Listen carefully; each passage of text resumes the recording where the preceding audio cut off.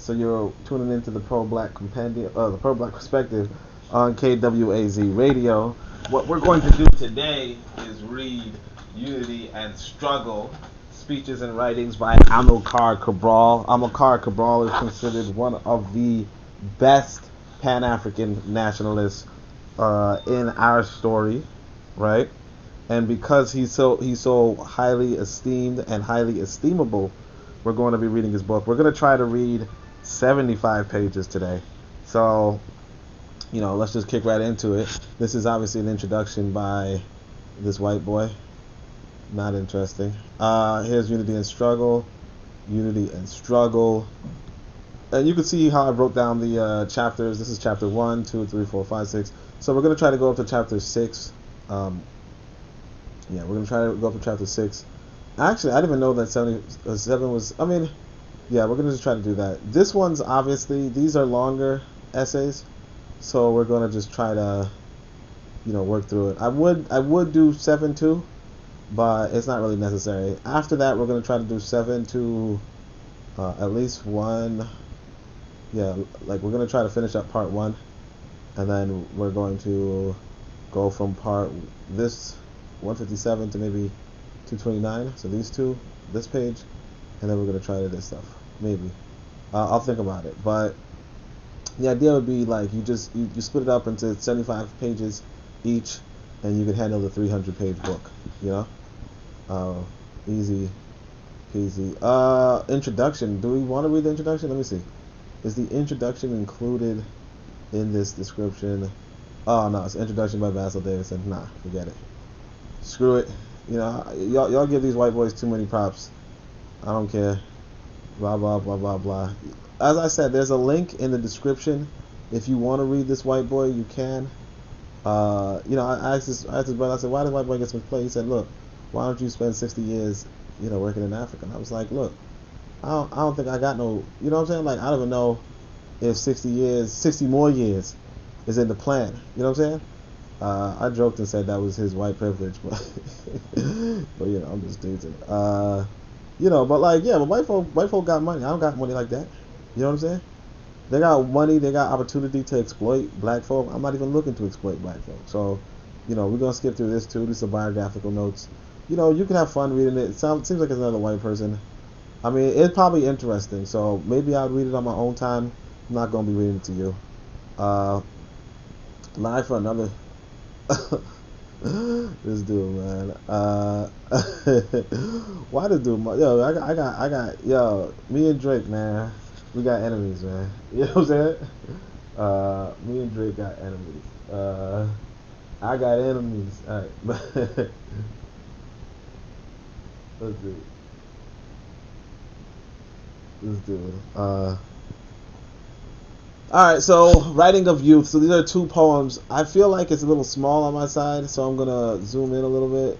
Alright, cool. 300%. Writing of youth, 2 poems. Island. You live, sleeping mother, naked and forgotten, dry, battered by the winds, to the sound of melodies without melody, of the waters which hold us fast. Island. Your mountains and your valleys did not sense the time pass, and stayed in the world of your dreams, the dreams of your sons, to cry out the winds passing and the birds flying, free your anguish. Island. Endless hills of red soil, rough soil, cragged rocks masking the horizons, sea at the 4 corners holding fast our anguish. Okay, next one. Return. Old mama, come and listen with me to the beating of the rain there at your gate. It is beating of a friend that throbs within my heart. The friendly rain, old mama, the rain which for so long has not beaten like this. I heard it said that the old city, the whole island, had in scant days become an island. Become a garden. Okay. Alright. Interesting. Oh, he's not finished. They say that the countryside has turned verdant, a most beautiful color, because it is the color of hope. The land now is truly Camp Verde. It is the storm become. Come with me, old mama, come. Gather your strength to reach the gate. The friendly rain has already come to greet you, and is beating within my heart. Alright, so this is Man and Land. I guess this is chapter 2. Agricultural Census of Guinea. Right? This is a 1953 estimate. Uh, Final comments. The results of the census are shown in 471 tables included in this report. The comments which follow are an attempt to synthesize these results. Number of agricultural holdings. Guinea has 85,478 indigenous agricultural holdings. This is the number of indigenous families which make their living from agricultural activity. And this is what census is really important. One of the things about Du Bois, if you don't know, is that Du Bois supposedly made one of the first census for black people, on black people. So census are actually pretty important. And that's something that we have to do. Like when you have the national responsibility, the responsibility of a nation, that's what you do. You have census. So that's actually one of the key things you want to learn, or you want our people to learn to do. So here we are categorizing how many indigenous agricultural holdings we have. Let's see. There's no commentary on this poem. No comment. Literally. Wow, what do you think, bro? By the way, if anybody wants to jump onto the chat, I'm on the Discord. Just, talking to nobody. I'm just gonna type it.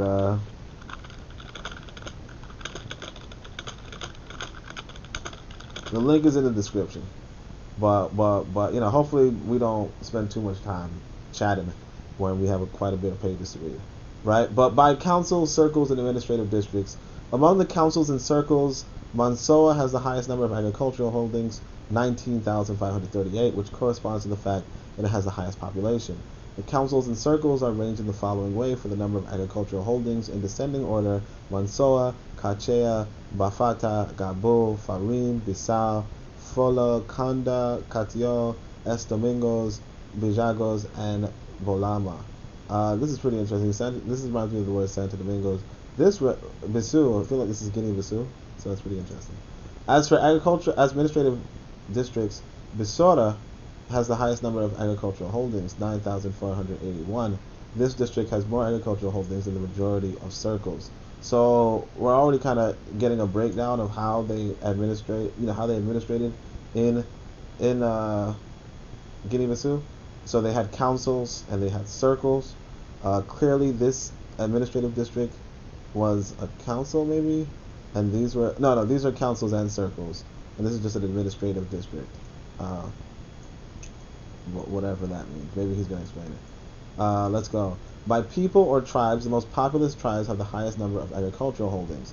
So the holdings of the Balanta people, 29,198, Fula, 19,637, Manjako, 9,762, Pepel, 5,025, and Mankanha, 2,959 together make up 9,000. Alright, this is a typo. Oh no, 91.25% of the total.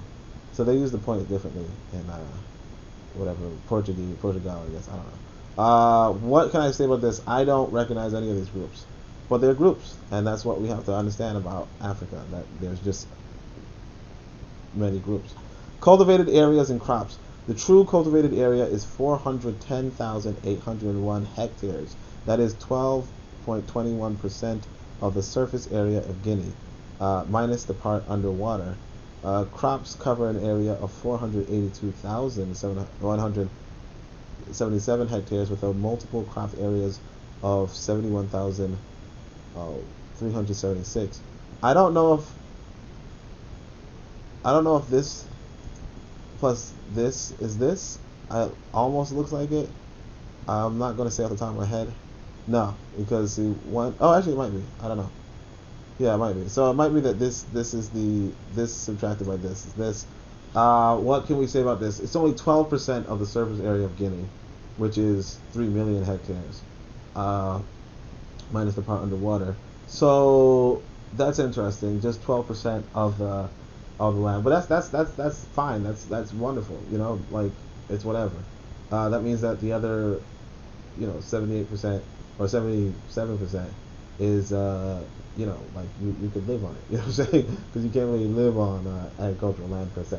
I mean, you could, but not really. All right.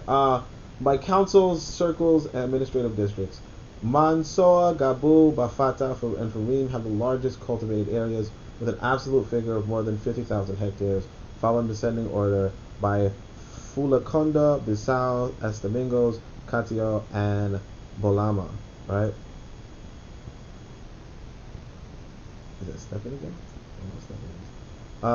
If the cultivated area is considered as a proportion of the surface area minus the part underwater of each council of circles, the administrative units can be arranged in the following descending order. Mansoa is 17.08%, Bafata 11.36%, Balama 9.57%, Estamingos 9.37%, Gabo 7.91%, Fulakanda 5.42%, and Katio 5.01%. For the reasons already given, the true cultivated area of the Bijango circle is not known. Let's see. Largest cultivated areas with an absolute figure of weather.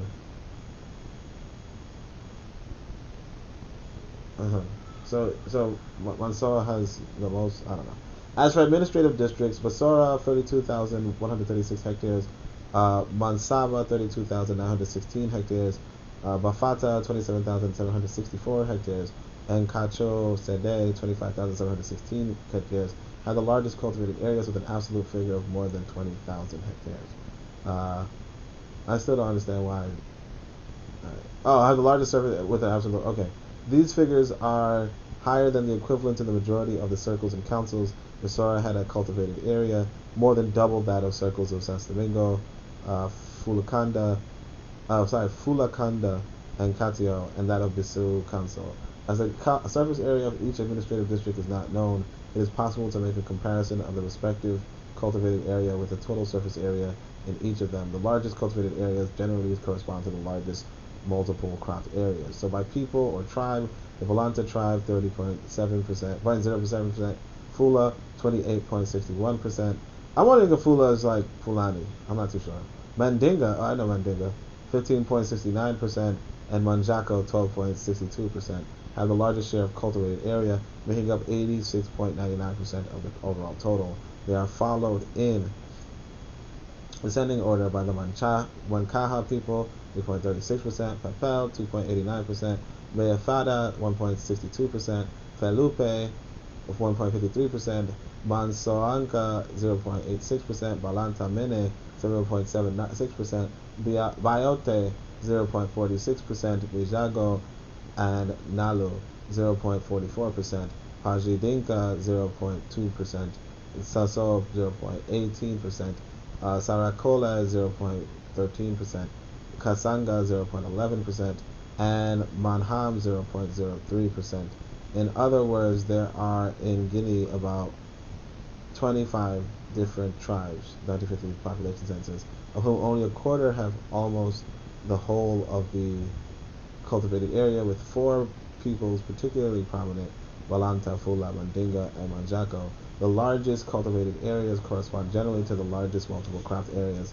The Fula people, who have the largest area under crops, do not, however, cultivate the largest true area. The Balanta people do this, as the former practice intensive multiple cropping, 31,811 hectares. The Mandinga people also show this characteristic. So there's this thing called you get it, multiple cropping.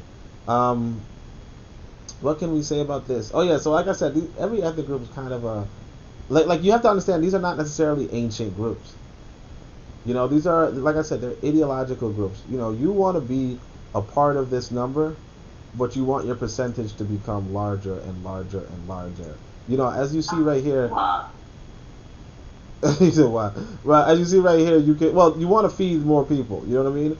And people will come to, like the more people you feed, the better your group is, and the more your group expands, and the more your population grows, and the more claim you have to land, and the more people want to join your group, you know. So it's you know, this is like ancient politics in a sense. You know, you are the best provider, then you are the biggest group, you know. And we know this because, you know, who do women want to go to? You know, who do women want to, like, what group of people do women want to go to? Or is it the group that cannot feed itself, or the group that can? You know? And then even the same, what group do men go to? Is it the group that can't feed them, or the group that can? You know? So you want to, you know, we want to enter in, like I say, you know, I use the word Oncovia, obviously, but you want to go in as Oncovia, get yourself some land, and then expand, expand, expand, expand. You know, and we can do that pretty easily, especially if we get that industrial, if we do the industrialism, or if we use the traditional farming methods that may have been abandoned by others, or we use just the, but traditional just means most scientific, most scientifically sound. You know, you go about with the most scientifically sound method and expand, and then eventually, you know, when they're writing the census, they're going to say Oncobia 25%. You understand? And that's it. Nah. Now what? You don't understand, or now they're not going to say that? Why has it been COVID? Why? Oh, why you said? Well, I mean, you gotta represent. Well, again, every people. It's like asking, why does it gotta be Kasanga? Why does it gotta be Felupe? Why does it gotta be Mansonka? People just name their groups whatever they. You know what I mean? Like they just name it whatever they want. You know, our ancestors just had groups.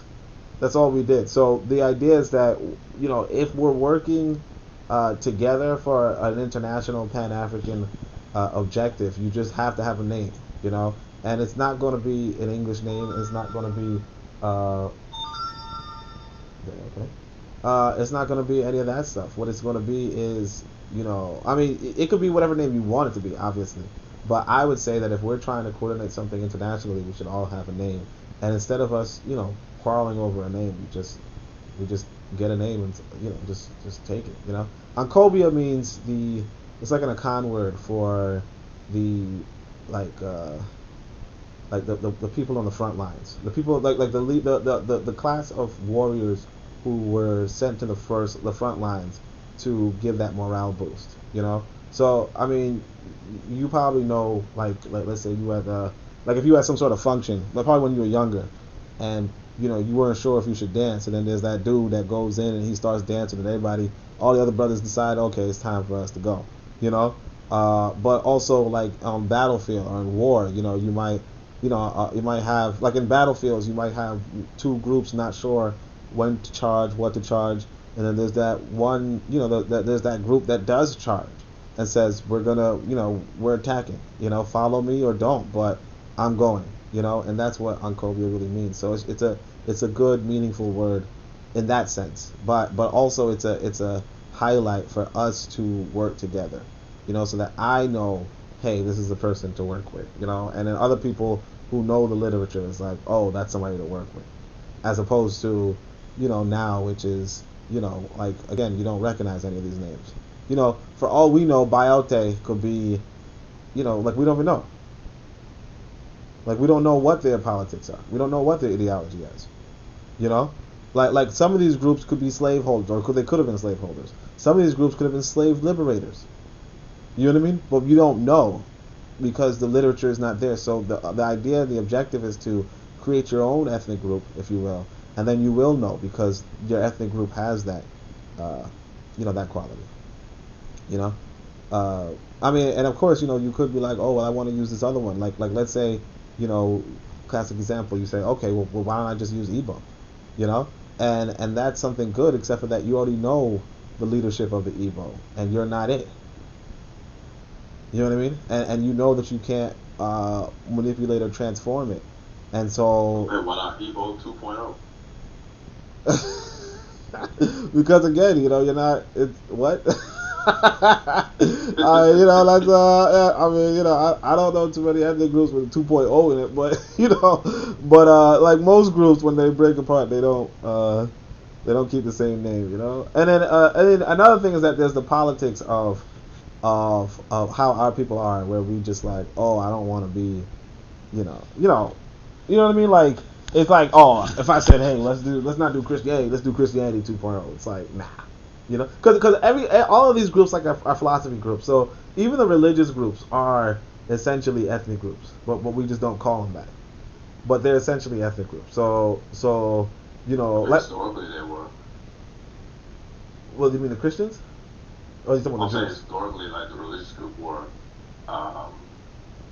also based on ethnicity from, like, Semitic people as well. I'm not entirely sure though. Yeah. I mean, like the Jews, yeah, definitely. But like the Christians, it's like an open group. The Muslims also open group. But it's really it really is what you would consider a ethnic group. It's just that we don't consider it because we're like programmed to be like religious. But basically, it's like you won't find like you really don't have a Yoruba Christian.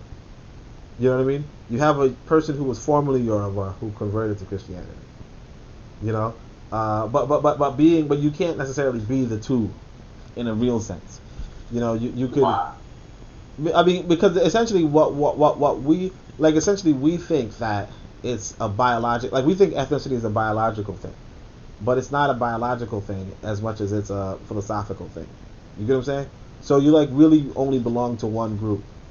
You know. But some ethnicities they have specific physical features that differentiate themselves from each other. Yeah, now they do because like if you like you know how natural selection works. If you are in a group, like if you were in a group, you'll breed out certain genes. I see what you're saying. Yeah. You're gonna look different from the other group on the other part of the world. You know what I mean? Like you're not gonna, or you're gonna look like the people around you. If it's concentrated. Yeah, if you exactly like you know if your genetics are concentrated, you're gonna look like the people around you. You know, and if the people around you look different from the people in another part of the world, which they're going to because they're gonna be from a different environment, then it's just gonna be like that's what it is. But that's not to say that you know if somebody like if some dude marries you know like another dude's sister or whatever, right?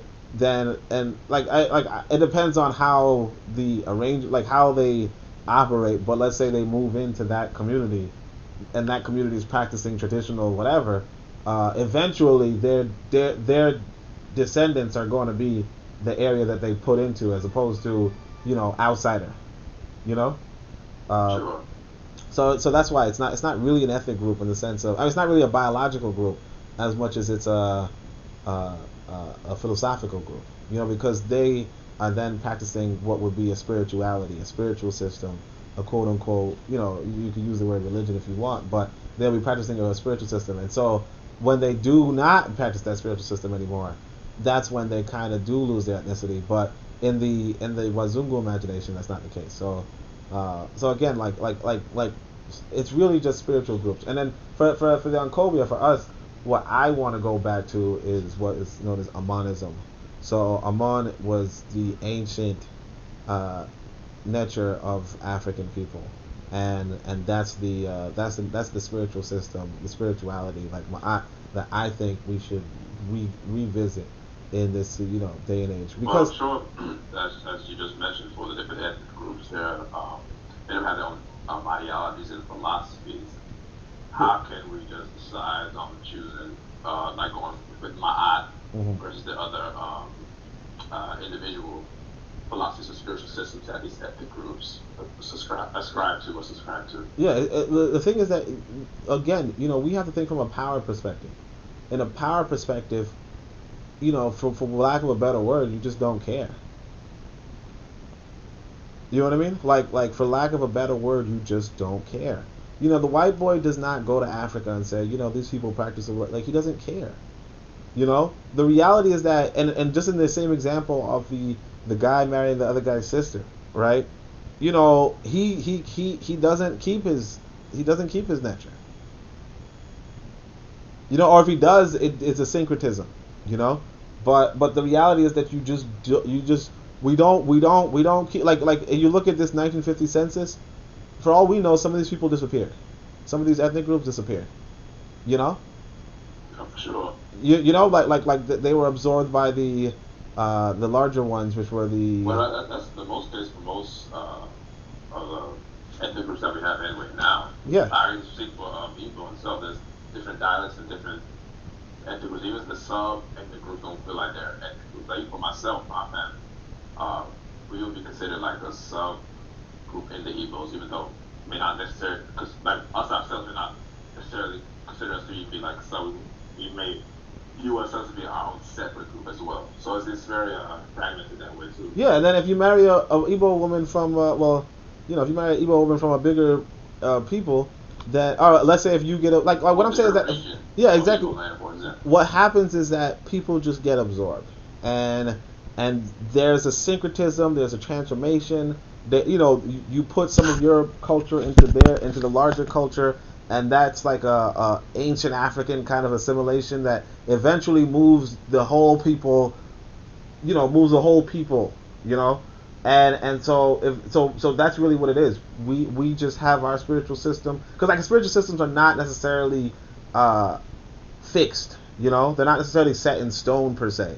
Although I mean, some are obviously set in stone, but it's like I would say that fluid though, or that flexible. Well, look, I look at I would say. Yeah, exactly. I look at a book for the Yoruba, the Yoruba spirituality, and they were saying like the what, Orishas. Yeah, the Orishas, and they were saying what the Orishas liked, in terms of like what you can give them, and what they appreciated. All right, it might have been even the Khan. I don't recall. Like it's one of these books. Might be the Khan, because now I think about it, right? Huh? Go ahead. Yeah, and so one of the things that they appreciated was like Italian cigars. What? Exactly. You know what I'm saying? You know what I mean? Like it's like, yeah, things. Italian cigar and Arabic silk. You know what I mean? Like, yeah, I don't think that's some ancient. Like, I mean, I know they got some good taste. I know they got exactly like a Ferrari. Like, I mean, I don't know. I mean, I don't think it's set in stone per se. You know what I'm saying? Like apparently, Shango or whomever, travel, saw what's going on around the world and said, you know what, I could drive in a pretty good coupe. You know what I'm saying? You know what I'm saying? So I'm exactly the top off. I like wind blowing in my hair in the car rides. Like, what? I don't know if Shango said that, man. But all right, but all right, we're gonna go. Thanks for the questions, though, bro. Let's see. Rice by crops. Rice Oriza Sepe 25.86%. Groundnuts Arachis Hippogea 21.78%. Millet. I don't want to use these science terms. They're kind of well. You just do it. Penicetum SPP 15.95%, and sorghum's SPP 10.97% are the crops which take up the largest area, with a figure above 50,000 hectares. Then follows in descending order Fondo, upland rice, maize, manioc, bean varieties, cotton, other food crops, sugarcane, and sesame. In other words, rice, floodplain and upland 31.72%, cereals as 32.07%, and groundnuts 21.78% take up 85.57% of the area for crops. They are accordingly the main crops. If the purpose of the main crops consumption or export is considered, it is seen that the food crops, including fundo, take up 70.73% of the total area, and cash crops, groundnuts for export 21.78%. Other crops, which may be regarded as secondary, take up 7.94% of the total area, with 6.55% as food crops and 1.34% for cash crops. So, bro, let me ask you this. You know about crops, right? He's like, what? Rice. I'm not studying agriculture. No, I'm just asking you. You from that. Rice, groundnuts, millet, and sorghum. Those like, can people survive on just that? Those are staples, but because I'm thinking yam is one as well, cassava, beans. Yeah, I mean, yeah. Groundnut alone, you can do so much with it. Groundnut is just peanuts. Oh, that's what it is? Yeah. Well, they said that was cash crop. They said that's an export though. I don't know. Oh, I guess you could do. You can do so much with peanuts. Oh yeah. Oil. Yeah. There's so many different foods that you can make with it, and all that. Yeah, facts. So those are valuable. So look at that, man. Look, this is somebody said before. They said that with $300 you can. They said with $300 you could survive for the rest of your life, and because you can get $300 worth of seeds. Now of course you would need some land, but yeah, like you said, groundnuts can do a lot. If you have animals, then you could actually that's the one thing I was thinking for, like yeah. If you have animals, livestock. You could have rice. But I mean, the thing with groundnuts is that you could make like tofu kind of stuff, Yeah, like that's what I'm saying. Like just the groundnuts alone. Yeah. You can do so much with it. Yeah. But that would require some industrial strength. That's probably why they have it as export. Because obviously you can pound nuts to make whatever it is that you would make. But the infrastructure at a mass scale has some. Yeah. You especially if this book was made like the 60s, 70s. Wait, I don't know. I think so. Okay. But Well, he's talking about the census for 1950, so maybe. Oh, okay. Yeah, but crops by crops. All right, let's go back to D. D by crops by tribes. So taking into consideration only the main crops, rice, cereal, and groundnuts, it is seen that the Balanta people provide about half the area for floodplain rice, 47.16%. The Manjaco people, 14.3%. Fula, 12.27%, and Mandinga, 10.53% follow. For upland rice, the largest share comes from the Manjaco people, 27.95%, Mandinga 21.29%, and Bayafada 7.11%. The Fula people have the. By the way, Fula, you think it's Fulani? Could be. Okay. Yeah, you should know this stuff, man. Ain't Guinea Bissau right next to you? Ain't Guinea Bissau right next to you, man? What? I said, isn't Guinea Bissau right next to you? I guess I don't know. I don't know. It could be. It could be. Alright, so the Fula people have the largest share of the area. He said, I don't know. Like, you supposed to know your neighbors, my dude. Alright, so the Fula people. I know Benin. Togo, like close by. Nah, you should know the map of Africa. Nigeria. Nah, you too old for that, man. You too old and professional for that, man. Get out of here with that. Like, you too old and professional, man. You know, shit. All right. He's talking about, I don't know. It's the country right next to me. It's right next door. Nah, bro. I'm not. Nah, you ain't got no pass for that, man.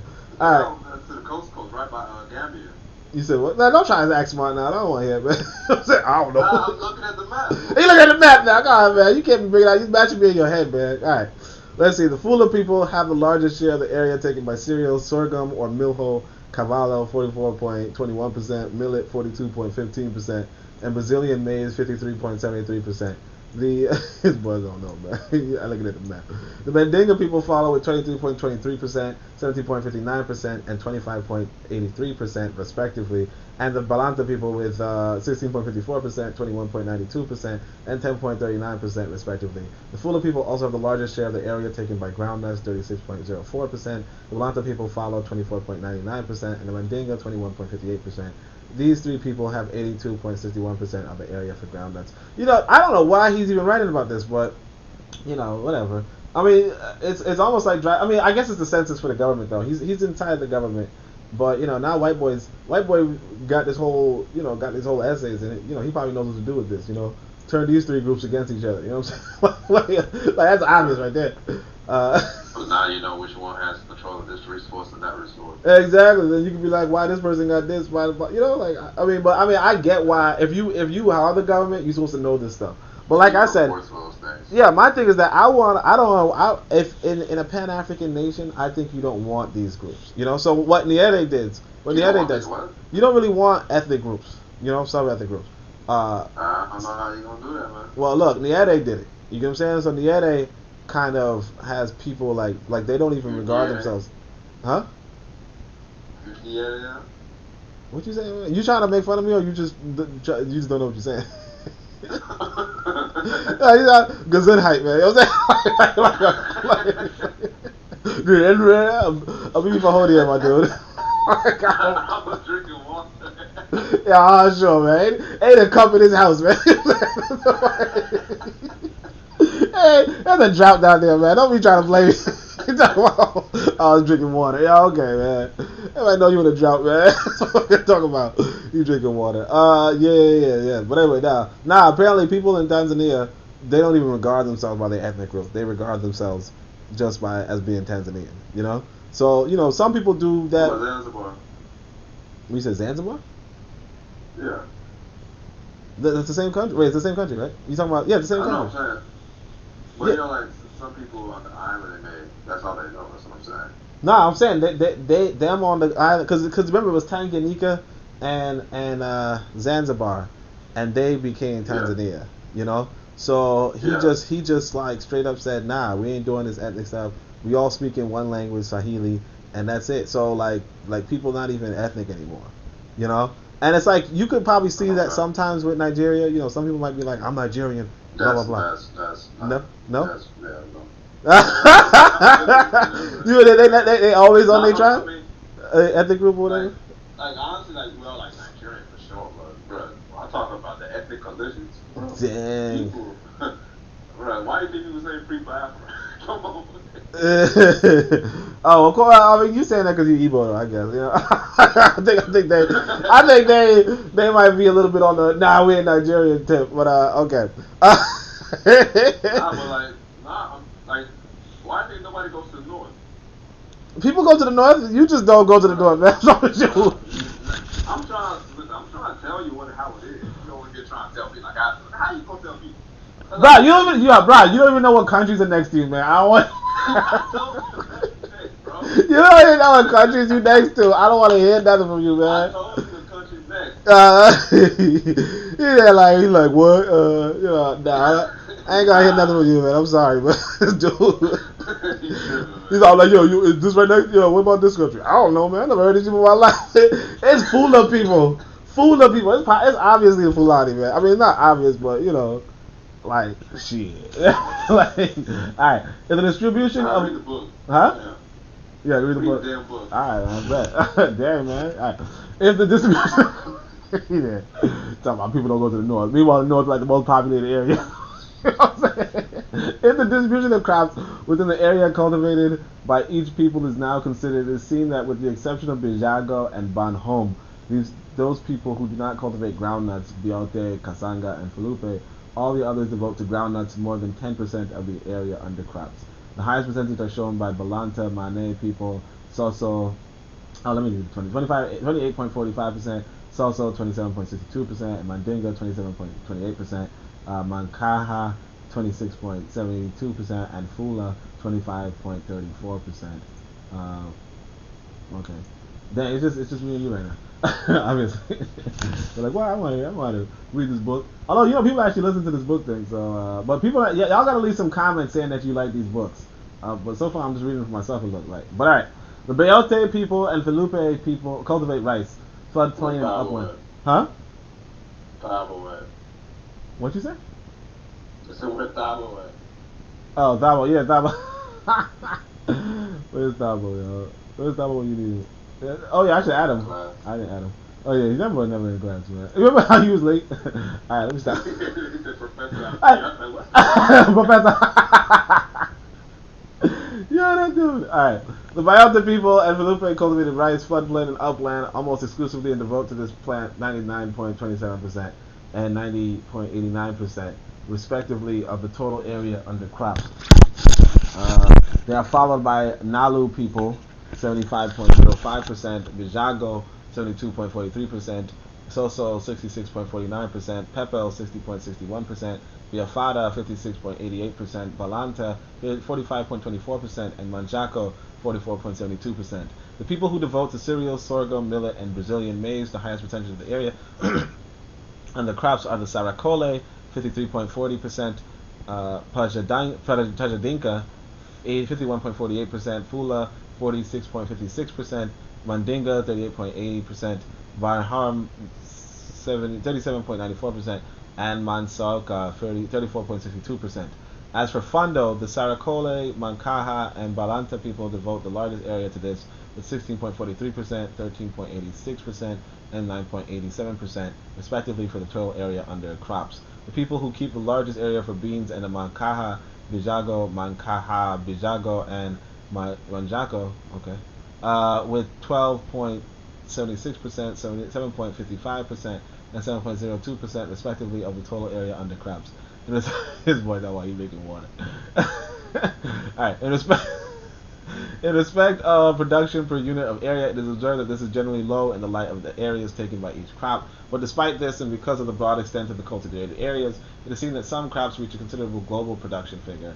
This is the case for the main crops: floodplain rice 90,247 tons, groundnuts 63,775 tons, cereals, sorghum, millet, and Brazilian maize 49,796 tons, and upland rice 10,050 tons. The following comments refer essentially to the main crops. Now let me say this though. I want to say this to everybody.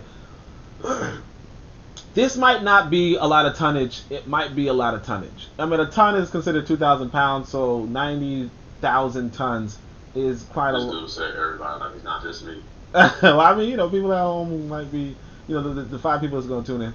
I tell you, man, I heard like 1 or 2 people tell me that they've actually watched the the books being read. So I was like, what? That's one or two. That's one or more. Oh, wow. That's Crazy. two more people than I thought were listening to it. Anyway, but because of that, yeah. So I want people to know that the 90,000 tons, floodplain rice, groundnuts, whatever. You gotta weigh this against how many tons of rice, right, or cereals that you or your group produces.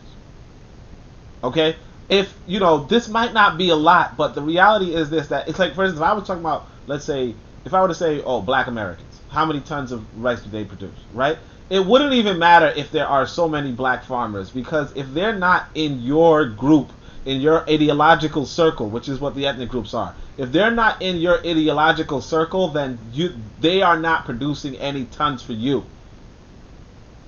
You understand? This is why we have to go about and separate and make our own ideological circles. Because without that, it's like you don't have anything. You can't, like, this might not be a high number, but it's a higher number than you have if you don't have. You understand? You can't be like, oh, well, Jamaica produces this many tons, or black people in America produce this many tons, or that doesn't mean anything, because none of that's coming to you. None of the profits come back to you. When the Mandinka people produce the rice, the profits goes back to the Mandinka somewhere or another.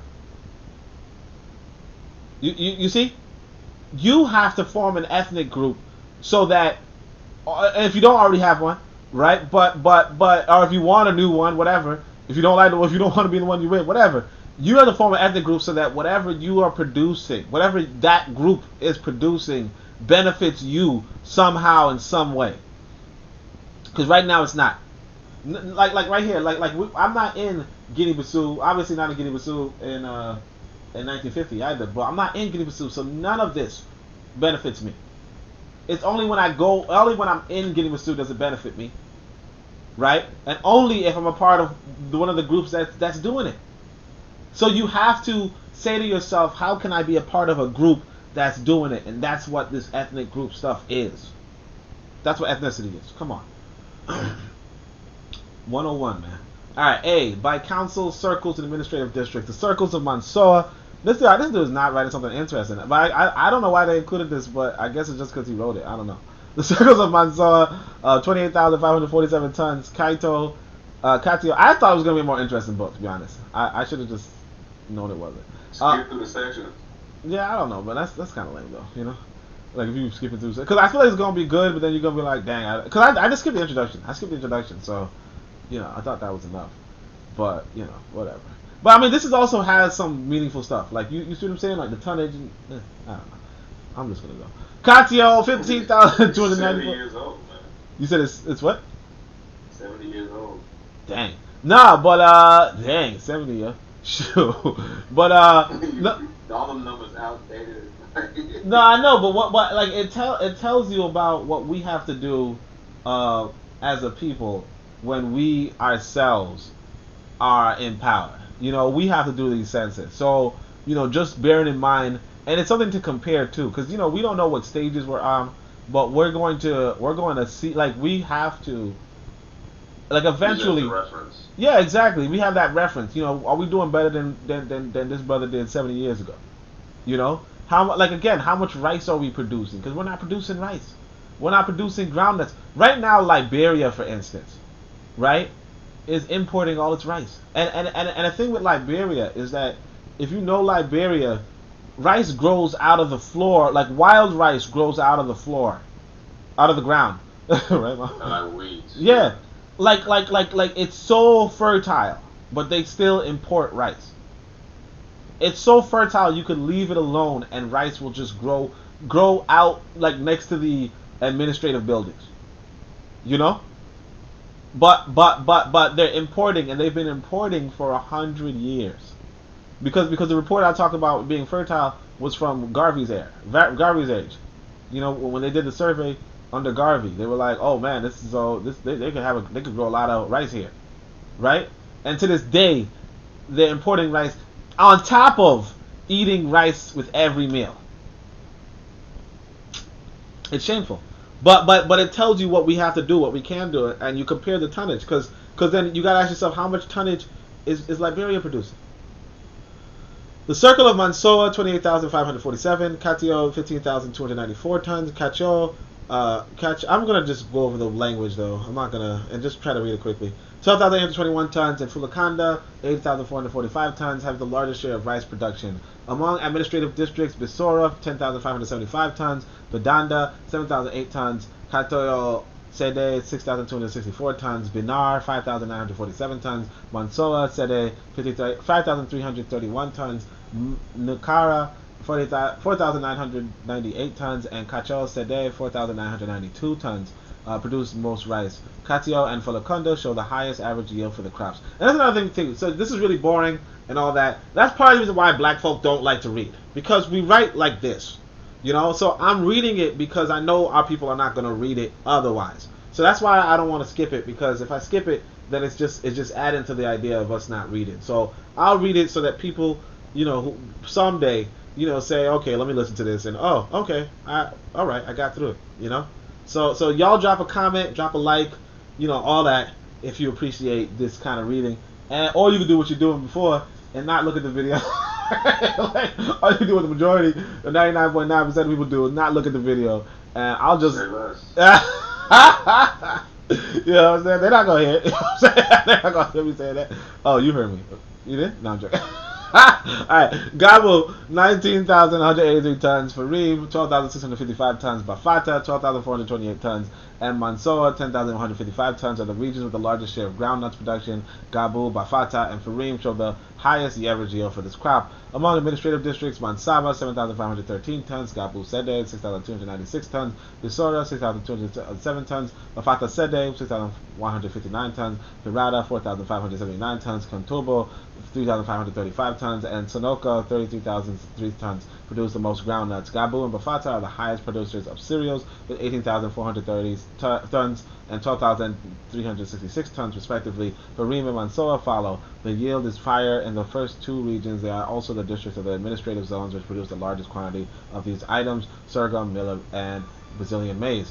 By peoples of tribes, the Balanta people supply 61.01% of the total production of floodplain rice. They are followed by the Manjaco people, 12.06%, Fula, 7.06%, Mandinga, 6.9%, and Pepo, 5.01%. For upland rice production, the main suppliers are the Manjaco people, 26.08%, Fula, 21.88%, and Mandinga, 19.19%, and the share of the remaining peoples is minute. The highest average yields are those attained by the Balanta people, Pepo, and Manjaco. The Fula people supply nearly half the groundnuts production, 43.61%, followed by the Mandinga people, 22.71%, and Balanta, 17.92%, Manjaco, 7.58%, Mankaha, 17.8%, and Balanta Mane, 1.24%. The share of the remaining peoples is insignificant. The highest average yields are those attained by the Fula people and Mandinga. The Fula and Mandinga people supply more than 2/3 of the cereal production, with the first of these claiming more than 50%. If the share of these two peoples is added to that of the Balanta, it is seen that almost the entire production of cereals, sorghum, millet, and Brazilian maize is due to them. The highest average yields are those attained by the Fula people and Mandinga. What I do want to say, alright, yeah, you still here. What I do want to say is, can you imagine that this brother told me, instead of me doing my AMA, so I did an AMA earlier, if people want to know, instead of me doing an AMA, I should have just read this book. No, I think the AMA was a lot better. I think the AMA was a lot more engaging than this one right here. But I'll keep going. By crops, the production per unit of area is, as was stated, generally low. For all the crops studied, yield varies not only from region to region, but also with the farmer. It does not make sense, therefore, to establish a general average over the whole of Guinea of production of each crop. The main crops, rice, groundnuts, and cereals, are those who give the highest yield. For floodplain rice, the highest average, 1,800 kilograms, are found in the Katio region and are attained by the Balanta people. The lowest average is 300 to 600 kilograms, are found in the Bafata, Gabo, and Farim regions and are attained by the Islamicized people, Fula, Mandinga, etc. Islamicized being Fula and Mandinga. Why don't you look up whether Fula is Fulani? Because I'm pretty sure it sounds like it, particularly now. It is. We already confirmed that, bro. When did we confirm that? While you were rambling.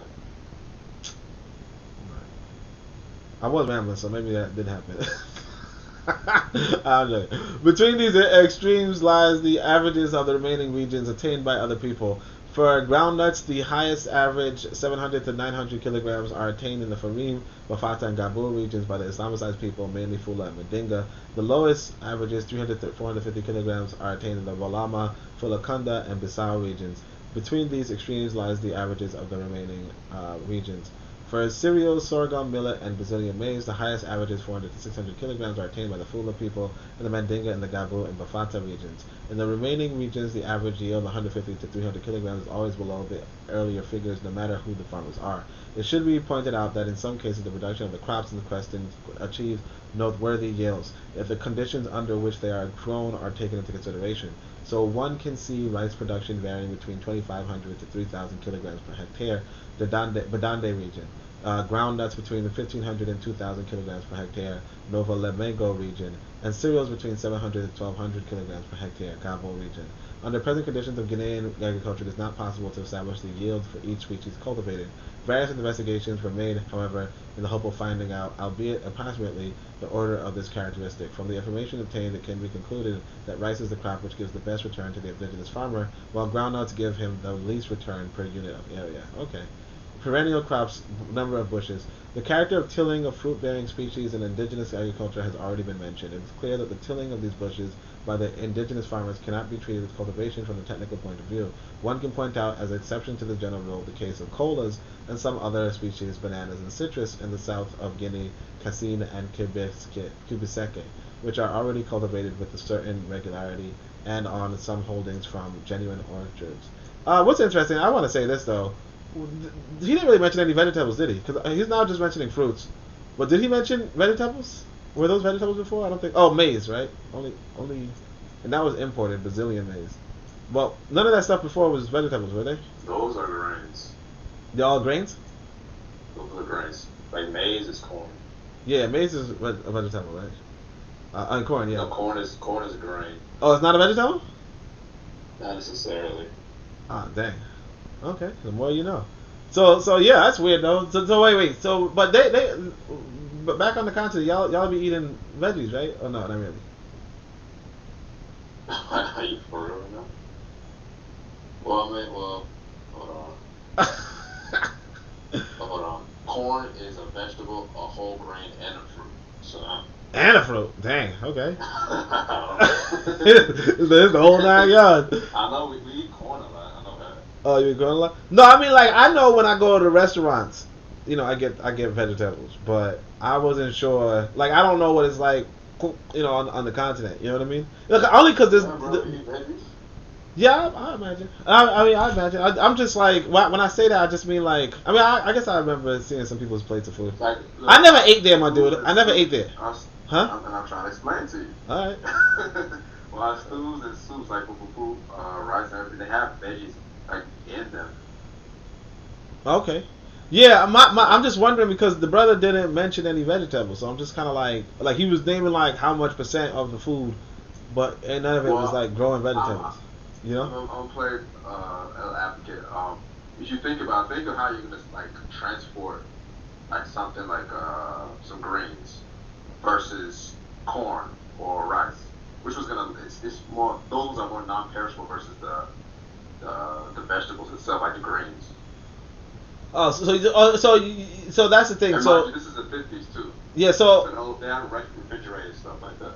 Yeah, well, I mean, of course they have refrigerated. Well, I mean, I don't know, man. But you saying like refrigerated, like trucks like that common. So transport. What you saying though, I'm getting is that when he was doing the census, he wasn't including like your side, your little pantry kind of thing. Like your small crops devoted to subsistence type stuff like that. Yeah. So he wasn't even recording that because the thing is that he was saying that. Yeah, but you notice he didn't say anything about livestock either, did he? I didn't notice. Nah, he didn't say nothing about livestock yet. See, yeah. But I mean, but they not crops. They're not. You know what I'm saying? But I mean, yeah, I got you. So I mean, because I know that you could like technically grow like sage and like spices and all that. But like I think Delaney, because I think you mentioned Delaney. Delaney was talking about have your cash crops and your sustenance. Like divide your farm into cash crops and sustenance.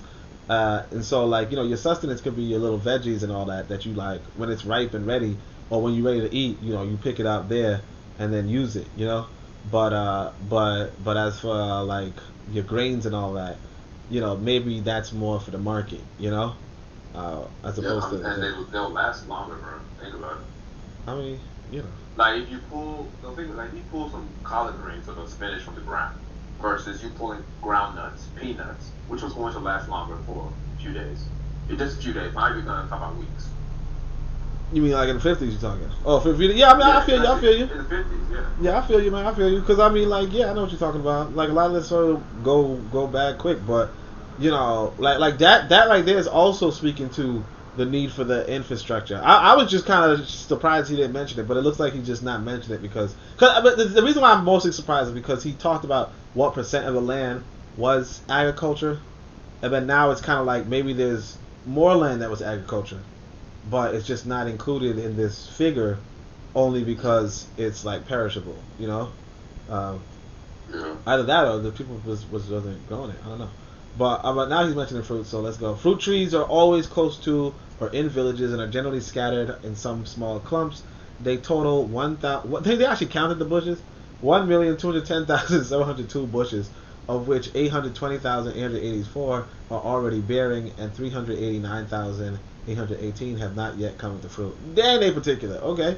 As will be seen, the great majority comprise banana, mangoes, and papayas. So that's good. Mangoes are good business too. Mangoes are good business in the sense of, like I said, I told you guys you could can it, and that will make employment, but also you can like, export it. Some of my family members back home, like they had like papaya trees and like mango trees outside the house. So yeah. I actually, when I went to Jamaica, I climbed up a Jamaica. Well, I climbed up a mango tree on my grandmother's property. So yeah, I mean, like, and I guess. What do you say? I said okay. Oh, you said like a robot, but okay. Yeah. Yeah. I mean, like. You keep saying I'm a robot, bro. That means you gotta check your connection, my dude. Hilarious. Huh? You said it's hilarious? Hilarious. Okay. Don't fight me. Don't fight Will Smith now. I'm saying, like, shit. Alright. By council circles and administrative districts. Dang, this is too long. I'm sorry. I don't know. Alright.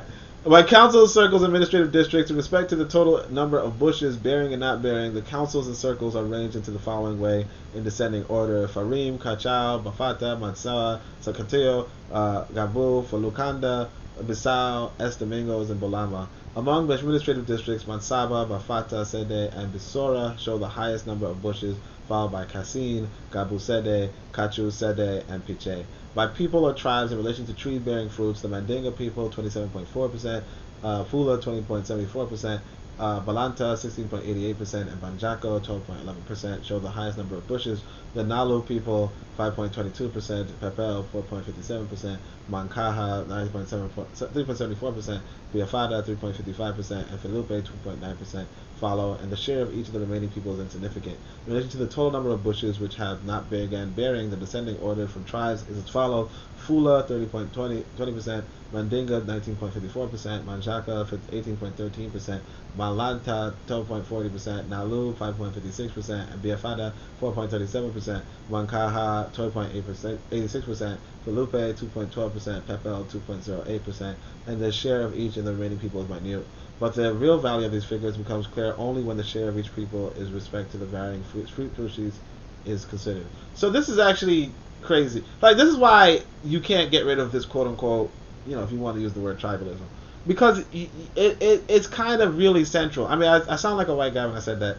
How white people be like, you get rid of race if you stop talking about it.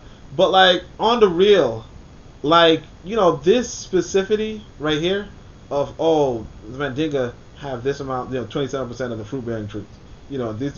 Like that, in a sense, does keep it alive in the same way that if the Manjako want to have some claim to more land, they can use this data that's otherwise wouldn't be collected or gathered. Not to say that they So couldn't no use way their it can improve. well not to say that they wouldn't be able to use their own two eyes and be like, wait a second, these Mandinga got all the stuff, but I mean like in a lot, I mean I don't know, I don't want to sound like a white guy. It makes the process more efficient when you have data to back up your claims like that. Yeah, I mean, it's just I don't know, man. It's like me personally, I'm just like like I said, I like Nyere because of this. Because somebody was saying that Nyere did like the best job at getting rid of ethnic conflict.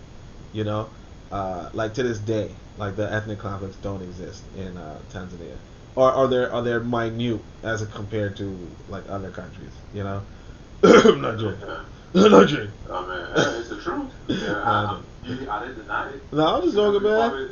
The one dealing with it most. Sure, you probably look.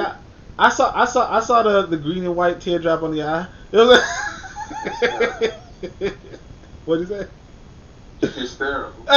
You got a whole green and white teardrop. Like, yo, my man did it. Got him. You got them bodies, man. The body count, bro. All right, by crops. Bananas 39.03%, mangoes 26.88%, and papayas 13.6% comprise, and that's been said the great majority of the total of tree-bearing fruits, about 80%.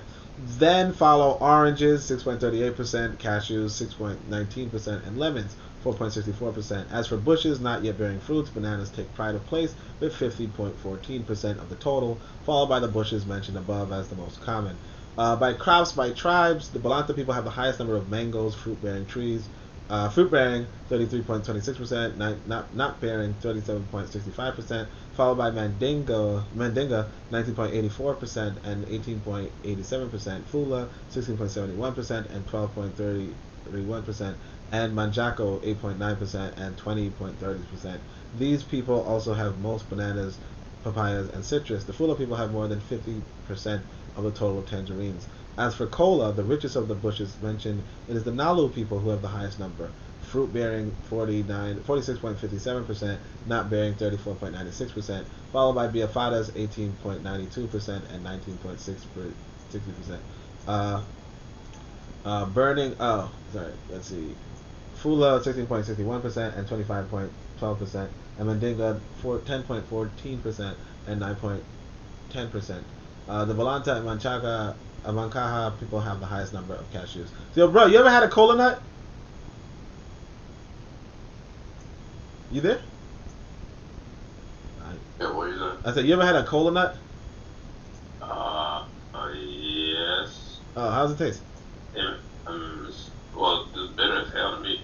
I mean, my folks, they're very spiritual when they eat it. You gotta give it the right hand, all that kind of shit. Bitter, like.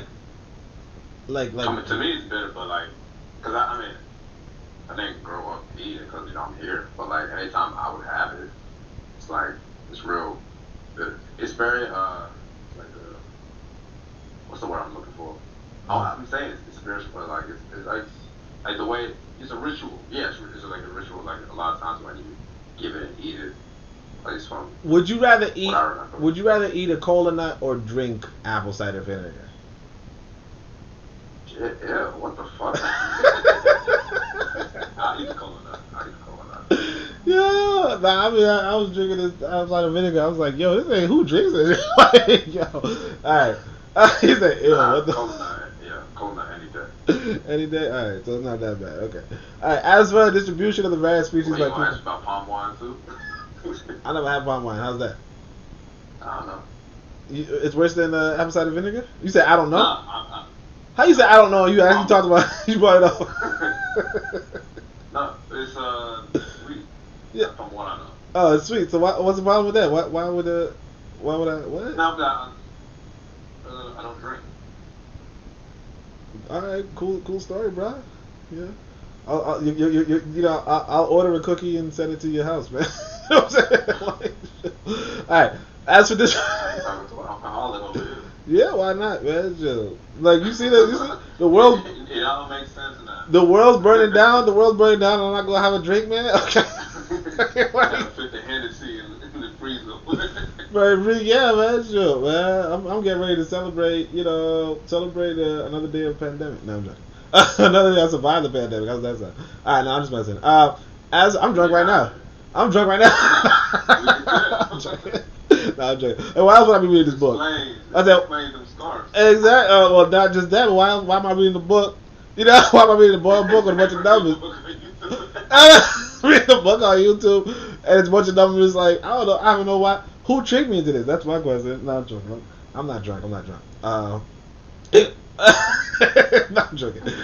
As for distribution of the various species by people, it is seen that mangoes, bananas, and papayas are the most common. Exceptions are the Nalu and Kasanga people. The former have a larger showing of colas and the latter of oranges.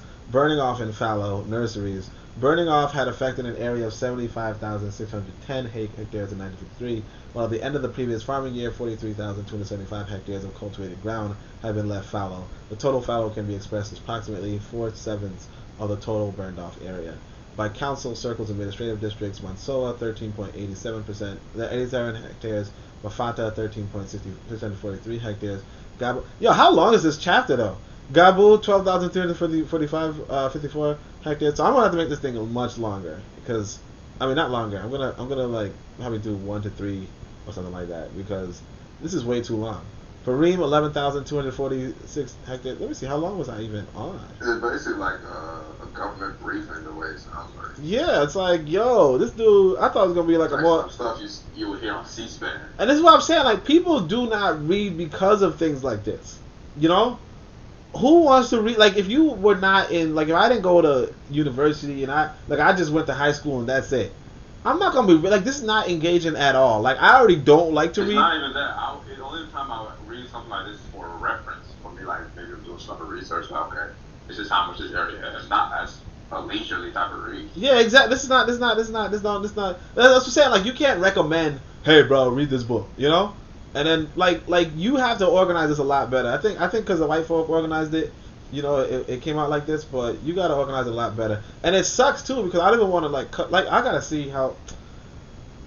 because I don't think I could do 75 pages of this thing. You know, I don't think I could do that because I mean I could, but I think I would have to break it up into different readings and then just not recommend this reading because, like you said, it's almost like, I mean, I understand that people skip it.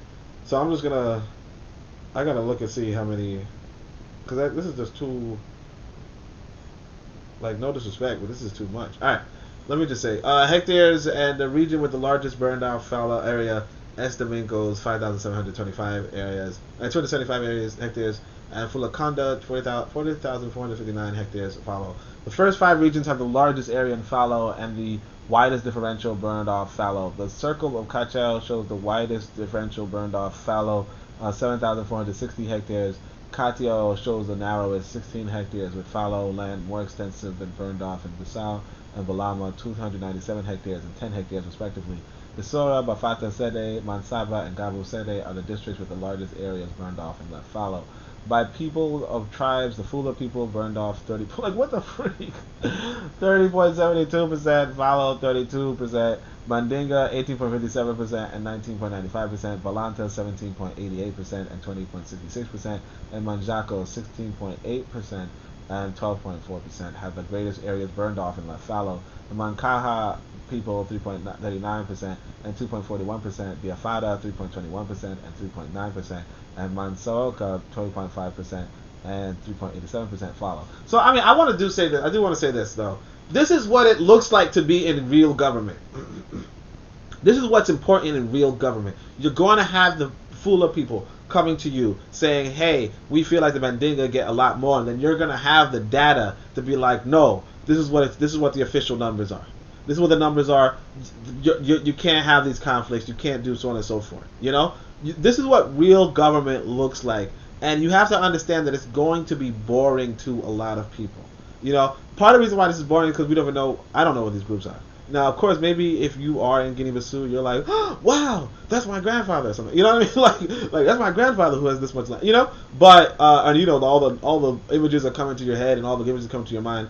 But if you're not in Guinea-Bissau, or you know, if you're like westernized, I guess, which a lot of people listening to YouTube are, yeah, it's not interesting. But this is what real government looks like, and we have to understand that not everybody's gonna make it into the real government. and not everybody is supposed to. Like when we talk about socialism, let's just be a little ratchet. I mean, not ratchet, but whatever. Well, I know, right? That was a random, wrong word. I was gonna say dramatic or something. Anyway, but when you talk about socialism, you're talking about handing this sort of data, right, and this sort of intel to everybody.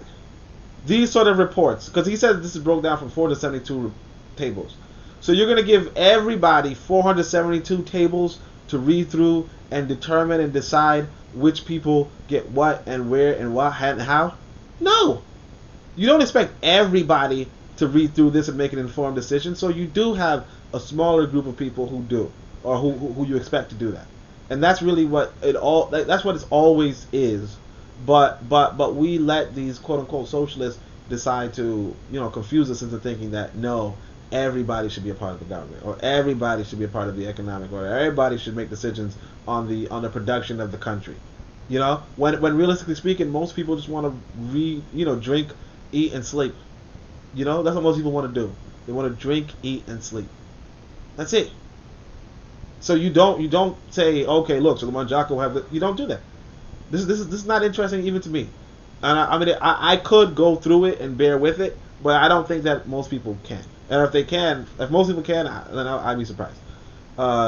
Maybe I'm just whatever. All right. It is found that all the peoples practice burning off and leaving fallow, with the exception of Banhum, burning off without fallow, and Soso, fallow without burning off. Nurseries intended for the floodplain rice crop take up an area of 18,453 hectares. Circles and councils can be arranged in respective areas used for nurseries in the following descending order: Mansoa, Cache, Bafata, Gabu, Fulukunda, Katio, Bissau, Farim, Estamingos, Bijagos, 2 districts only. So yeah, what I'm going to do is I'm going to read just chapter 1. That makes more sense, right? And then, it's a really boring chapter, but I'm done. I'm just going to read a chapter each time, and that's it. And Baloma, Mansoa, with the largest area, provided about 1/3 of the total.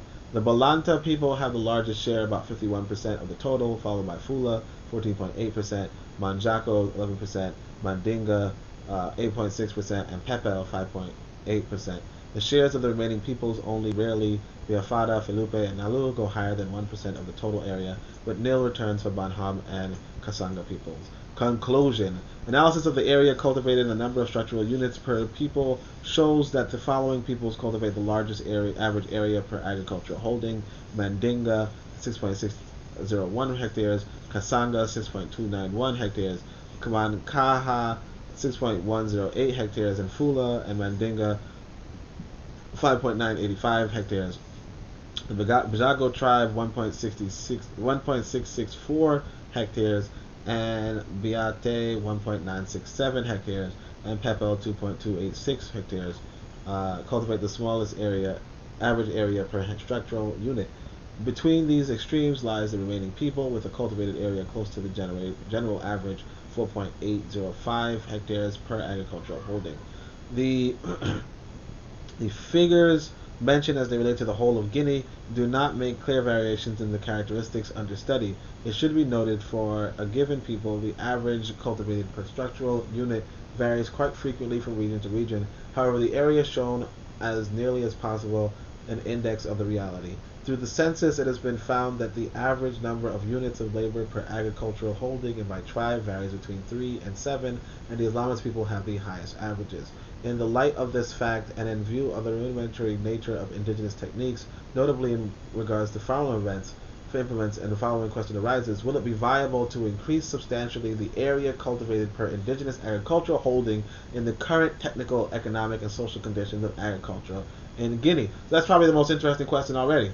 Will it be viable to increase substantially the area cultivated per indigenous agricultural holding in the current technical, economic, and social conditions of agriculture in Guinea? So again, one part is that you might think, hey, Guinea might have extra land, and we have to decide which ethnic group to give it to, and not just that, you have this whole need for technical labor, right? Where does this technical labor come from, and to what people does it go? You know, these are valuable questions. So it is arguable that this is viable for. Oh, that was me. Now we're going back to the reading. It is arguable that this is viable for the tribes which show the smallest area cultivated per structural unit, and for some agricultural holdings of other people. But it can be asserted that generally speaking, it would be difficult or practically impossible on an indigenous agricultural holding to increase substantially the area cultivated on the basis solely on the tools and hands currently available. B. The true cultivated areas represent 12.21% of the surface area of Guinea, minus the part underwater. With the inclusion of areas lying fallow, which can be regarded as a part of the agricultural holding, the total area for crops amounts to 13.5% of that surface area. This figure is low in comparison with the effectively cultivable area. If one accepts the advantage and need to retain for forestry about 50% of the total surface area of Guinea, so 50% is to. What are you laughing about? Damn. What are you laughing Huh? about? Hold on, I'm reading in the server. You reading the server? What's going on the server? Oh, damn. Oh wait, what's going on? What happened? Hey, go to general. Yeah, I see. It just came out guns of blazing. Yeah. Wait, that's what? Wait, I think he's what? I think it's a compliment, man. I'm saying, but he came out to just shoot. Yeah. Cat. Clip first of all. Yo, this. When I first read it, I thought like, whoa, what's going on? Then I read the rest. I'm done, man. Like, yo, you see how people do me, man? Oh, man. Yo. He came out with every clip on you. My dude just can't. Like, who does that? Bust the shot. Yo, I'm like ready to cry. That was so mean. I mean, for the people at home, I guess I might as well say, nah, I don't know. I should probably just do it to myself, right? Yeah, get to yourself. Dang, yo, that hurt my feelings, man. Yo, that hurt my feelings, man. Like, yo, I'm on live. Yo, you see how people do me, man? Yo, these people be cursing you out, man. You don't even do you just trying to read a book, man. Yo, it's a good thing ain't nobody listening to this. Alright. And yo, that was like, that hurt, man. I don't know. Like, I don't know if that was, I think that was supposed to be a joke, man, but like, shit. Yo, like, yo, you don't even know, man. Alright. That's how we, yo. Bruh! Like, who does that? Yo, first sentence. Alright, let me stop. Let me close this. Let me close this, not waste people's time. But yo, dang, alright. Hit him up. Yo, like, yo, Tupac? Yo, that was wild. Alright. 50% of the total surface area of Guinea, 50% remains available for growth. Within the latter 50%, it has to be admitted that only 30% must be economically cultivable, or about 1 million hectares. It can be seen on hypotheses advanced on the basis of knowledge of the environment that only about 41% of the total cultivable area is cultivated. Yo, you see what I gotta go through though, right? Like, this is a compliment. This is a compliment, like... You're here reading a book. Yo, he said take the free advice. Like, what? I'm not even, like, I can't even read this right now. Like, yo, like, my eyes are watering. That hurt my feelings. That hurt my feelings, man. Like, real talk, man. I'm high alive, man. I can't even. Hey, you need to come on BC. Yo, who does that? Who does that?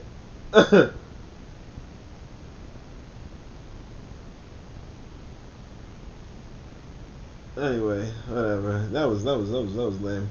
I mean, he's exactly. He's trying to comment, but it's like, I don't feel it, man. like you gotta know how to come out, man. You get yo, big word. Like, I don't think I've ever been called that in my life. You know, like in one whole sentence. In one whole sentence, this dude was like, "Hey, dude, that's you." Like, yo, all right, whatever.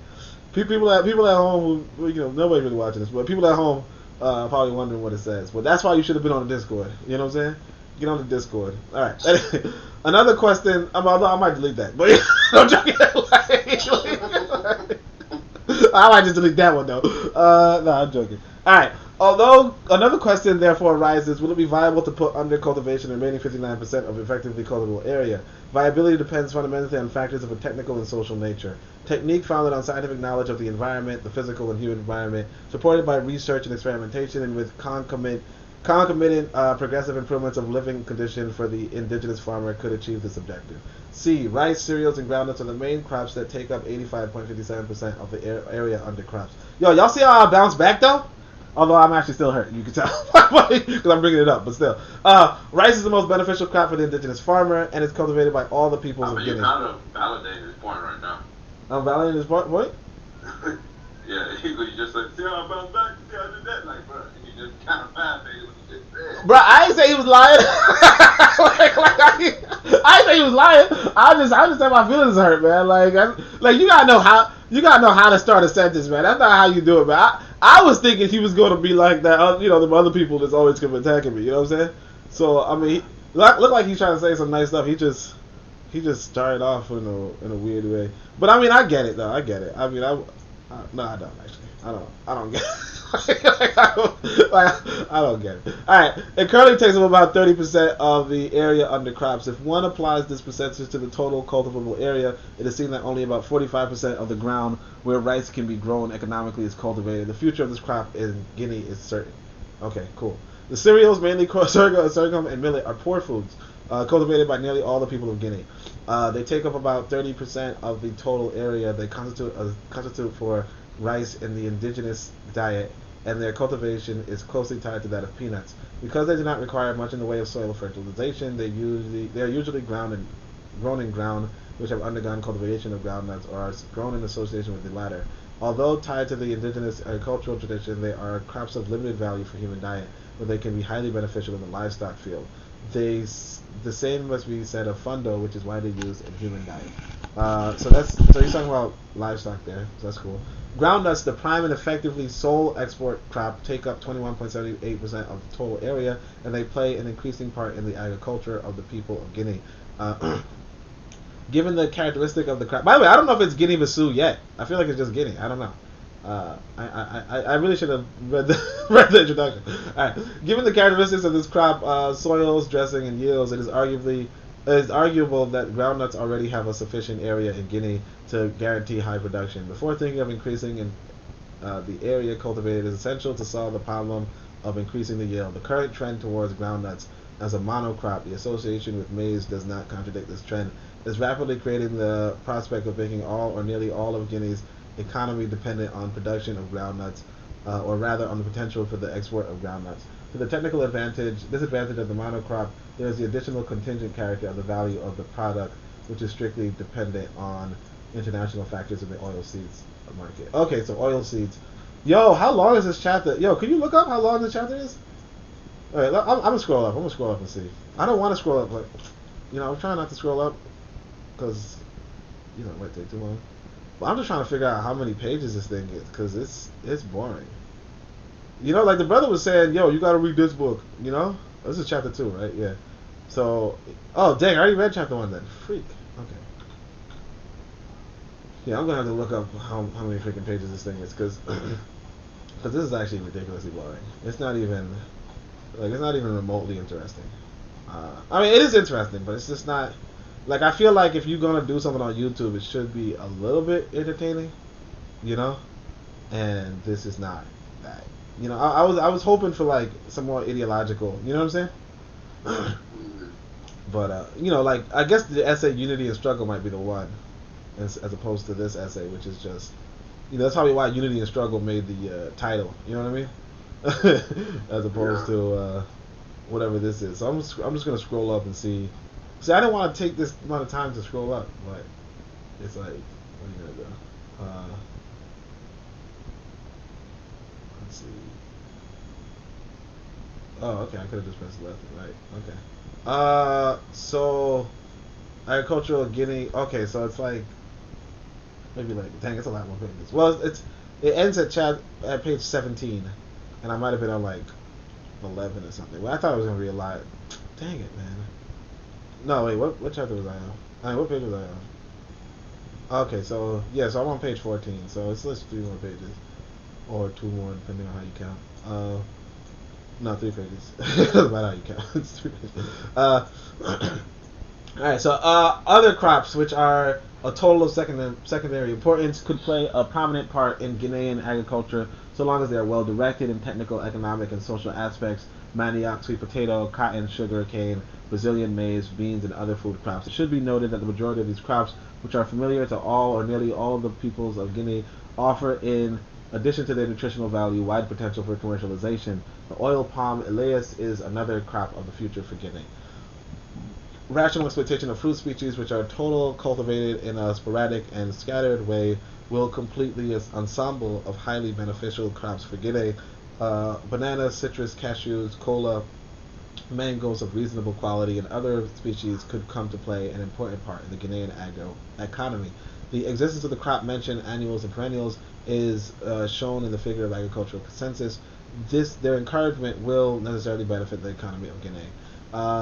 The main crops show the highest production both as global figures and in terms of yield. There is not a single circular district, village, or agricultural holding which does not produce rice.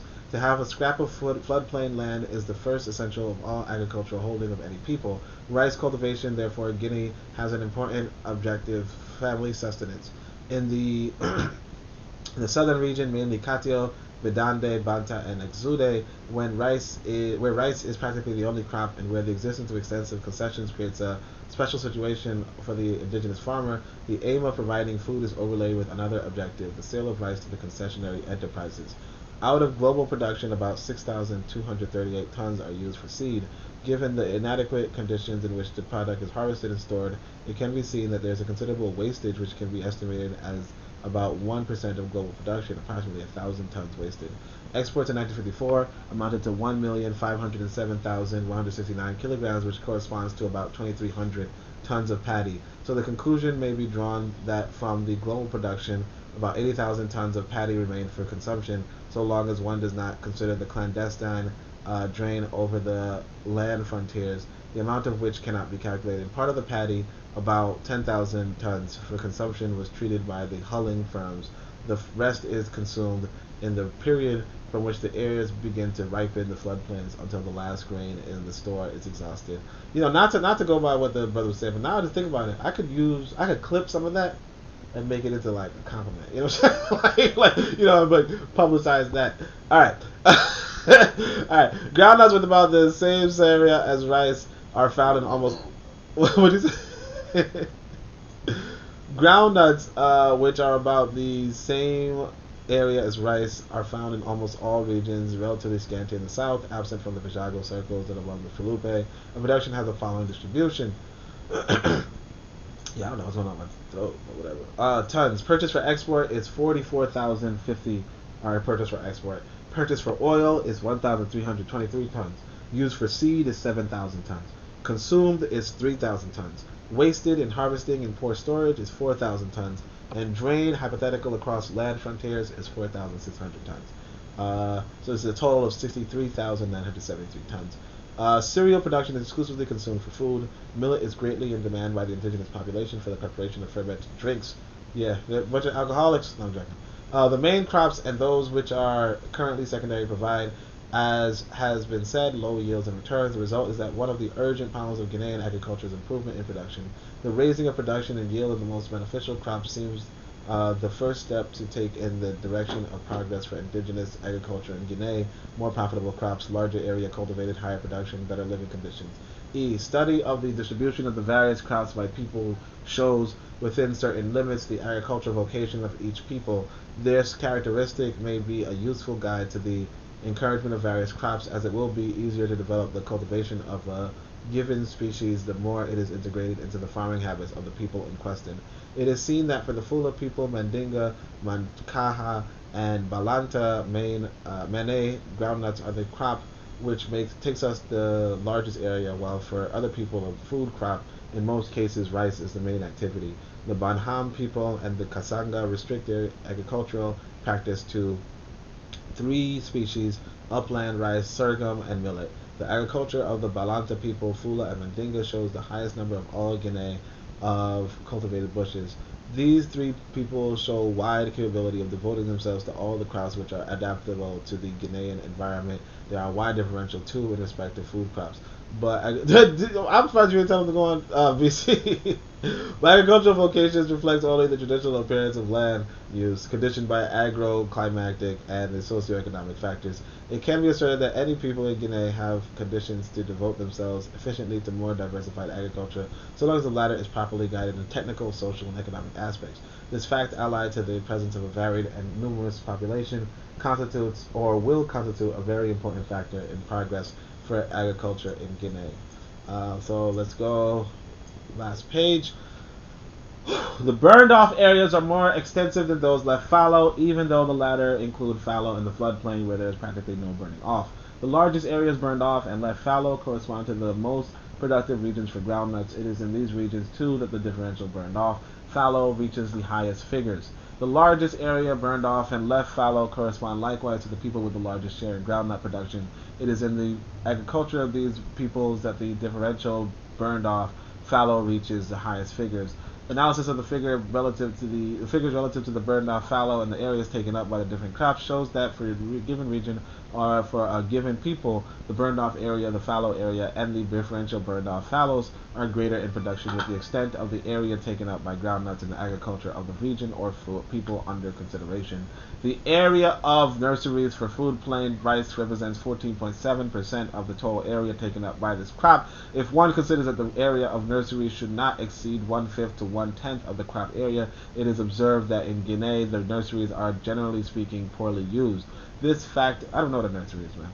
This fact arises from the habit of making the nursery in plots of the floodplain itself, and because the plots are used as allotment for the crop after the seedling has been removed for other plots. Now, I'm joking. Nursery probably is where you grow the seeds, to make it ready or whatever. This means that the larger areas is considered as nurseries than are strictly necessary or used as such. In addition to the sowing of the nursery in the floodplain carries high risk of failure both for the seed and for the new plant. And this is something really important that, agriculture is a pretty technical business. And I mean, obviously we have traditional agriculturists who can do it. But if you're looking to be in government, you might not necessarily need to know this, but you need to know that it's more complicated than, just rhetoric, So the Balanta people are the biggest rice cultivators, show the largest area of nurseries, 9,462 hectares, 51.3% of the total. They really sow the nursery in the floodplain and usually place it close to the compound and ground rich in organic matter. The practice of the Manjaco people and Pepel is similar, although the care taken with the nursery is less than among the Balanta. And that's the thing, organic matter. What is that? That's like fertilizer.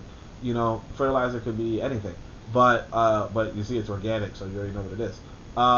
Like that right there is a business in and of itself. Anything that has carbon is organic. Anything that has carbon, there you go. Carbon is 6, right? 6 protons. Anything that has 6 protons. No, I'm joking. I'm joking, dude. No, I'm not. Right? Alright. Among Fula and Mandinga, who have significant shares in rice growing, the crop is almost exclusively tended by women. Woohoo, women. Cultivation is on small plots with inadequate preparation of the ground, and the nursery is usually placed in the floodplain itself, which are all disadvantages mentioned. The Borgum people, Kasanda, Bijago, Mansauka, Pajadinka, and Sarakole, whose share of floodplain rice production is nil or very small, either do not have a nursery area or they are very reduced in relation to the total. It must be stressed that progress in Guinean rice growing, the most promising of all crops in Guinea, demands for any of the people who practice it not only other improvements on an agronomic kind, but also a vast improvement in the conditions under which currently is carried out this fundamental stage in the cultivation of rice, the establishment of nurseries. So that was it. Looks like the other chapter might be a little more interesting, which is good, but we're not going to get to it. We're just going to read these two chapters, and we're going to almost call it a day. But what I want to say is this: even though this brother's a revolutionary, even though this brother is, a socialist, a Marxist, and all that, he still has this deep interest in the agriculture of his country, and he reads through 492 tables, and he gives us this incredibly boring summary, but he's that interesting in the survival of his people. This is really a quality that is underestimated. You know, we could just skip over it, you know, but eventually, if we are really about nation building and having a nation of our own, this is to be interesting. Okay, the floodplain, the this that the nursery, how we farm, how we agriculture. This should be recorded for posterity. This should be recorded for your people, and your leadership should take an interest. So I'm gonna give Cabral a thumbs up for this. It was boring. We made it through. We survived. I'm gonna go eat. I'm gonna probably address this Discord. But other than that, you know, I'm gonna say, well, at least this brother was here with me. You know, but thank you so much. I'm gonna say thank you to everybody, but you know, because it's just you though, bro. But you know, thanks for listening. Thanks for tuning in. We're gonna change the title from chapters 1 to 6 to chapters 1 to 2. It looks like, unfortunately, I might have this series where I'm doing like about 20 pages per occasion, which is kind of sad because it took me this long. But you know, it is what it is. Or maybe I might not even finish the book. Who knows? But I know what you're thinking. But maybe I'll get up to at least the titular essay, Unity and Struggle. And if it's worth it, then it's worth it. If it's not, then it's not. You know. But maybe I'll just read it by myself. Who knows? But I don't mind reading it on Twitter. I mean, on social media or whatever this is, YouTube. But it is what it is. But all right, thank you so much for joining, everybody, especially you, Machiavelli. And we out. We goes. I'm gonna end stream. Oh, you got anything else to say? All right. Book of Power, Amazon. Book of Power, Amazon. There you go. Right. Drop your likes and subscribes, family. Oh, you said you don't want to subscribe to somebody reading a boring book? Okay, I got you. But I'll try to do something better. All right. All right. Shut your tap, family. Yeah. Okay. I'm off.